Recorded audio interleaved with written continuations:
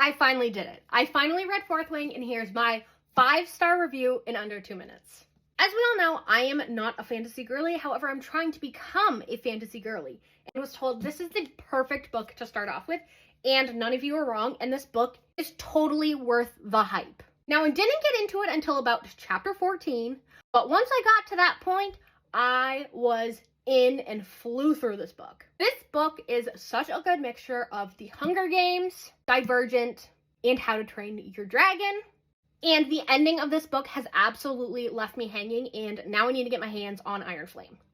As you guys can see, I did quite a bit of tabbing. This book, I believe, is a new adult fantasy. And the quick summary is that it is about a girl named Violet who is going off to school, and at this school, there are different quadrants.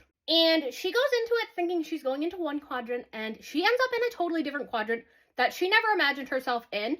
And at the school, like it says right on the cover, fly or die, so you either make it or you die. So this book follows Violet's journey through school, and you get to see if she makes it or not. And that's all I'm going to say, because I'm really worried that I'm going to give away stuff. But as someone who's not a fantasy girly, I cannot recommend this book enough, and can 100% say it is worth the hype.